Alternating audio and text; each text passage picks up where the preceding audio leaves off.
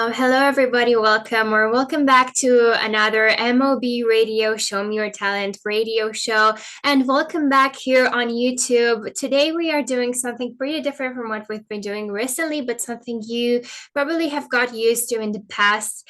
We are doing an interview featuring amazing artists, especially passionate about everything related to music. Today we are having Caitlin Mae, the one and only Caitlin Mae. Hello, how are you? Hi, thank you so much for having me on the show. I'm really, really well. Thank you so much. I'm really glad you're here, and I think it's a pleasure for me to talk to you because these years have been really so amazing to you. You've been having success after success and gathering a lot of people to support you, and I think this is really, really amazing. But today I think you are going to announce amazing news about your newest release.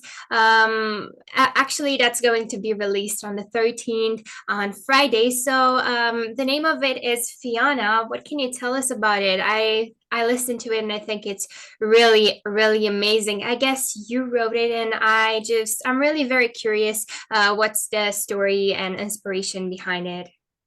Thank you so much. So, Fiona was actually the first song that I ever wrote acoustically when I learnt to play guitar in lockdown. So, I know lockdown was quite a difficult time for us all, and we had to learn to adapt and change our usual habits, and our lives kind of changed overnight. And during that time, I was lucky enough to pick up guitar and start learning to play, and it helped me to become even more creative than I used to be, and I could write a lot more songs quicker, and the turnover was so much quicker too. I didn't have to write it just with a vocal, a melody line and the lyrics, and take it to the studio and get it produced over months. It was something that I could write and play the same day if I really wanted to. And when I wrote Fiona, it was a time where I think we all felt quite lonely. But for me personally, I have had some experiences in my past where I have felt lonely, even, in a room full of people, and I'd never really written about it before. Especially, I think, being so young, sometimes you think people will think you haven't been through hard times. And so it was always kind of a fear of mine to write and delve so deep. But lockdown gave me the chance to actually do that and to look within myself and write about the emotions I was feeling at the time, and emotions that I may have been feeling for a long time. And so Fiona definitely made me feel really free. And I was able to virtually play it pretty soon after I wrote it. So it was really cool to share it with all my dreamers almost from day one. And now to have a produced version, a studio version of the song, and it's so different to the acoustic version. I'm really excited for it to come out and for all my dreamers to hear it. That's really, really nice because while other artists maybe had problems during the pandemic because they didn't know how to express themselves, or they were just missing the concerts or live performances in person, you really did something special, and I don't know, you freed your creativity, and that is an amazing thing because after that, you've really been having a lot of success. Especially, I don't know, you've performed virtually in Bluebird Cafe. And how was that experience to you? I think it was really amazing. Thank you so much. It was so fun, and it was beyond surreal because I've wanted to play at the Bluebird Cafe for as long as I could remember. The Bluebird Cafe and the Grand Ole Opry, and a newer venue that I'd love to perform at is the Ryman in Nashville. So I was definitely really excited to tick that off the list, but also not only to do that, but to keep going back there because it's just so iconic. And I was lucky enough to play the venue virtually during lockdown, since none of us could actually play there in person, even if you lived in Nashville. So those opportunities came about because of the lockdowns. So I tried to look at the positive side and not just the obvious negative sides, with us having to stay at home and not be able to see family and friends. But I was then lucky enough to travel out to Nashville for the first time in person in May of 2022, and I played the Bluebird Cafe in person as well. So it Yes. was just Only one time, but three times. it was so fun, and I'm really, really glad that they give those opportunities to independent artists. And I know so many people have made a name for themselves starting at the Bluebird Cafe. So it was really special. Yes, you actually gathered over 40,000 people to support you over all over social media platforms. And I think that's really amazing because one of the biggest rewards that artists can get is not necessarily the awards, the physical awards, but more the people who support you. And I think that's really amazing. Some time ago, well, actually, some minutes ago, you mentioned the Dreamers, and I think that's the army's name. How did you come up with this name, or how did your army come up with this name? I think it's really amazing because that's what artists really are. They're dreamers. They have the courage to dream. But what's the story behind it? So my followers and listeners are called Dreamers because my first ever single that I released, and I wrote when I was 15 and released when I was 16, was called The Dream. And even though it's very different to what my sound is today, it will always hold a very special place in my heart because it was the start for me. And it's really cool to look back and see where you kind of came from and where you are now and the journey from then to here. And I actually was really lucky enough to give Carrie Underwood the very first copy of The Dream on a CD before it was actually released when I played the Motorpoint Arena with her in 2019. So that's definitely a core memory for me as well. Wow, that must be really nice. And the fact that you gathered so many people after you released the first song is simply amazing. And I think that's really what success means, to have people all around you to support you. And I also want to ask you, how does the writing process look like in your studio or simply to you? Because you have such immense success. You've won numerous awards this year in 2022 and also in 2021. And I think it's really, really amazing. I'm going to mention them later, but simply because you had such immense success after you released your originals, I think it's really amazing. And what you're doing with the writing process, I think it's amazing. So I'm really curious, how does it look like to you? Thank you. I think it changes and evolves a lot because I used to write very differently and from very different perspectives.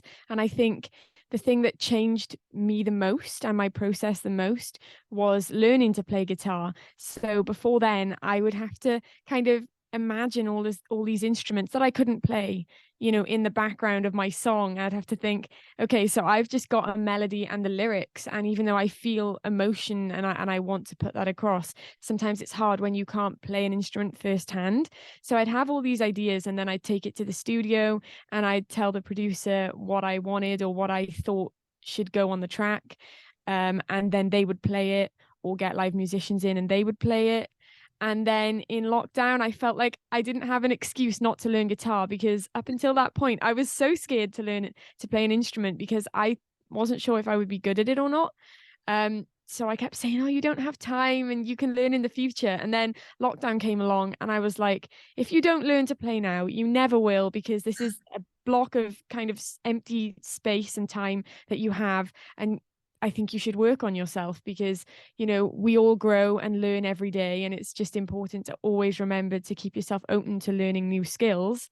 And so I learned to play guitar and it changed my writing process immensely. Now I sit down with a guitar, which a few years ago would have been completely, you know, just so strange to me. Yes. And I kind of play these chords and then these lyrics form, or I'll feel an emotion. It also depends, I think, if you decide to sit down beforehand and write a song because you feel like writing a song, or other times you won't actually plan to write one, that the inspiration will hit you and you might not even be at home, or you might not be in the studio. You may be out with friends, or you may be out for a meal or out shopping, and suddenly you've got this idea and you need to record it into your phone, and people are like looking at you because they're like, why is she singing into her phone? But I'm like, if I don't, I'll forget. I won't, the idea will be gone by the time I get home. So I have so many voice memos on my phone full of song ideas and completed songs and half finished songs and a verse here or a line there. So I think when it comes to songwriting, it is just very creative and subjective. So there are so many different ways to go about it, and that's the fun part. Yes, I really think so. I think it's really fun to write a song, especially because after you get all those parts of the songs, you just really put them together like I don't know, unite them like a puzzle. And I think that's really, really cool. And you also, after you have the raw version of it, you go over it like several times, and I think that makes it even more fun. But wait, I wanted to ask you, do you only play guitar, but also other instruments as well? So I right now I only play guitar. I keep telling myself I'm going to learn to play piano because I do have a piano in the house. And I recently got it tuned because before then it hadn't been tuned for over 23 years and counting.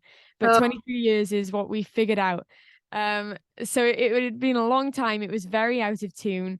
So every time I tried to learn, I couldn't because it was so out of tune. I had no idea. Um, so I definitely want to make that a goal in 2023. I said to myself I was going to do it in the latter part of 2022, and then life just took over. And luckily, the world has opened back up and we're busy again. So sometimes we think we have more time than we do. Whereas in lockdown, maybe I should have learned to play the piano as well. Maybe then I would have had the time to do both. But I definitely want to make that a 2023 goal. And I do have a harmonica, which my parents bought me, and a ukulele. So I think they're definitely wanting me to learn to play more instruments. oh, that's really, really nice. Well, I think learning to play more instruments will really make easier songwriting to you. But also, since you've mentioned 2023 goals, what are your other goals? Well, apart from moving to Nashville, which I think is really, really amazing because you're offered a place at University Belmont University, if I'm right. Oh, yes, that's really amazing, and I think you're moving there in July. I think you're really excited, are you? I am beyond excited. I don't even have the words to express how excited I am. But I'm going back out to Nashville in March for another tour of Tennessee. So I'm excited for that and to see all the friends that I've made and the friends that have turned to family and just to be with them again and to meet new people too, because being able to play all these shows in Nashville has opened so many doors for me. And I've met the most incredible artists and songwriters and just people in general who I think will be a part of my life forever now. And I'm excited to meet new people because that's what Nashville is. It's so magical and it's so friendly and warm and welcoming that you're going to walk into a room and leave with, you know, 30 new friends that you didn't have before you actually went there. So that's really, really special to me. And it's something that's very unique, I think, about Nashville because everybody just wants each other to do well and you support each other, and that's just the culture and the way of life there. So I think that is really, really cool. You always feel at home, you feel so comfortable, and you take new material to stage that you've never played before, and people cheer you on and they sing the lyrics, they sing the words back to you. So it really is just a beautiful place to be, and I'm very excited to move in July. And Ready say. No, ready to start classes in August, but I have some festivals and things lined up too, which I'll be announcing soon on my social media. So I do have some shows and events coming up in the UK before I move too. I'm really, really excited for those. If they're virtual because I don't live in UK. But I'm really excited for your 2023 goals. Actually, I think Nashville is like the perfect place if you want to continue playing country music or just releasing music like that. But also, how were you introduced to this genre? Like, did you had this plan in your mind since you wanted to make music that you are going to play country music, or was it something spontaneous? I think I always kind of had roots in country music because when I was 2 years old, and for as long as I can remember, I'd traveled back and forth between Florida and the UK because my parents had a holiday home there. And when you'd get in the car and you'd travel, you'd turn on the radio and it would be modern country. So I think I was influenced by it from a very young age. And I'm glad that I was, because I fell in love with the storytelling aspect of country music, not only traditional country music, but modern country music, which is more the genre that I fit into. And I just adore everything about it. The fact that you feel like you were on that journey with that artist, and you almost feel like you were best friends with them. And it feels like you're listening to this song, but it's actually a FaceTime call and they're telling you all about their lives. It feels so personal to each person who listens to the songs. So I think that is really, really something to treasure, and I definitely do. And I always knew that I wanted my songs to tell a story. That was really important to me. And long before I actually knew that was what country music was about, I just thought that was storytelling. And people in my family have been creative and really liked writing. So my mum released a book about my brother, and my grandmum, she loves creative writing. She loves writing short stories. And so I think I definitely got the writing bug or the writing gene from people in my family. But I love to put it into songs, whereas they prefer to put it into, books and stories and that kind of thing. So I definitely think I've had different influences that got me to this point, and country music is just my whole world.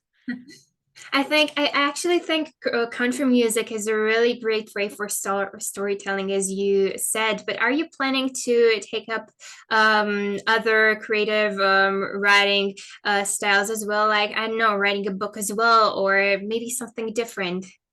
I would definitely love to write a book one day. And I tell myself to kind of slow down, because I put, even though I love being busy, I tend to put like a lot of pressure on myself. And I think, okay, so you need to get all these things done. And I'll give myself a deadline, like a week's time. And I've given myself a list of like 100 things to do. And one of the things that has been on my list for a long time is to one day write a book and be able to tick that off the list and say that I've done it. Because I do feel that that kind of creativity is close to my heart, just because my mum and my grandmum have loved that. And so I would definitely like to carry that on. And also I would like to just tell my story one day in a book, because Oh, I've experienced some negative experiences, not just positive ones. And a lot of the time when I was in school and I was being bullied really badly in school, the the thing that came up in the topic of conversation the most was that I always had a smile on my face. So I must be happy and nothing was going wrong and I wasn't being bullied. So every time I said to a teacher, I'm being bullied, or I went to them and reported an incident, they would say, well, you always look happy, so that can't be true. And I think that's really hard to combat, when somebody just decides that no, that's not true, that's not happening to you because you put a smile on your face. And one of my head teacher actually said to my parents over the phone when I'd been crying, and this was the day that my parents took me out of school and decided that I was going to be homeschooled. And yes. my head teacher said to my parents, your daughter's a very good actress, saying that Oh my my tears weren't real, it was all just a show. And that is really hard. It's really hard to deal with, and it's really hard to fight, because if people believe that, then sometimes it can be hard to change their mind. And so one day I would just love to tell my story through publishing a book. Yes, I think I would actually really love to buy your book and read it. I think it's going to help a lot of artists because most of them are getting bullied, especially for what they're doing, for their music, or not only for their music, but for their way of being. But because even in school, like since you're born, everybody around you can tell you that you have something special, something that differentiates you from other people. And this is really noticeable, and that's why people choose to bully. And I think it's really nice that that you have a plan of writing a book about that. I think it's really going to help a lot of artists, and it's really nice of you. I think, a lot of people and a lot of artists in the past have been bullied for who they were, and especially the fact that they kept that smile on your face like you did help them move over that, but also that motivated them to do even better in life and continue on with their um, career path. And I think that's really awesome. But since we've been talking about 2023's goals, I think, Fiona, your song that's going to be released this Friday is actually a really good kickstart to your career. No, not necessarily to your career, it's 2023. And I'm really wondering what other plans you have for 2023. Are you planning to release an album or something like that? So Fiona is going to be the first of 4 tracks on my sophomore EP. So I'm really excited for that to be released. And the EP as a whole is called Seasons Change. And it's kind of a continuation of Fiona. So Fiona tells the story of loneliness and almost feeling like you are the only one experiencing that. And the song kind of leaves it up to each individual listener's fate and how they decide to carry on their story. And the other songs on the EP are kind of about the journey of learning to love yourself. And I hope that anybody who feels like they don't love themselves right now can resonate to the EP and starts that journey of learning to love themselves, because it's so important to be able to rely on yourself and not just rely on other people, because you never know when people aren't going to be there anymore. It's just you don't know what tomorrow will hold. And so to begin that journey of self-love and learning to like yourself even before you can love yourself is just really important and something to always keep in mind. And remember, self-care is so important, mental health is important. We need to nurture ourselves and be kind to ourselves. Yes, I think that's really beautiful. And you said it very beautifully. You really have a special way of talking, and I totally love it. I think that's actually part of the way your brain works, like really create in really creative ways. And I absolutely love it. And I absolutely love your ethereal appearance that people on YouTube can't see it, but I really encourage the people in the radio show to come to the Show Me Your Talent Zoom show that is going to be held on 29th of January on this Sunday. And no, actually, no, Sunday over 2 weeks, I think so, Sunday the 29th. And I think I'm really excited to hear you, especially because this year in 2022, you actually won your Word of Entertainer of the Year at the Who's Who Country Music Awards. And I think that's absolutely amazing. And I hope that with this EP that you're going to release in 2023, you are going to win twice as many awards as you won this year, like EP of the Year at the Josie Music Awards. And I really think that's absolutely amazing. And I wish you will have such amazing success with your newest EP. I really encourage you, people on YouTube, and also those on the radio show, to tune in to Sunday's Zoom show on 29th, where Caitlin Mae is going to give us amazing performance and is going to delight us even much more than she did today. I'm really looking forward to hearing the Fiona single that's going to be released on Friday the 13th. Don't forget that date. You really must listen to that song. It's absolutely amazing, and I hope you will have immense success with that. I think this is the end. Sadly, this is the end of the interview, because we are going to talk a bit more in the Zoom show that's going to last an hour. And I'm really looking forward to hearing you then. Um, Thank you so much. how was the experience of this interview to you? It was so fun. I had a blast, and I am really grateful to you for taking the time out to talk to me. It means more than you know. Oh, that's really nice. Actually, It was my pleasure to talk to you and find out all these amazing things about you because they're really helpful not only for the people around you but also for me. And I think that's really amazing that you are planning to share your story through music and also through a book and doing such amazing things that are really, really helpful to everyone. So I think this is the end of the interview. I was delighted to have Caitlin Mae to talk to her, and I'm really looking forward to future collaborations as well. So, um, Thank you so much.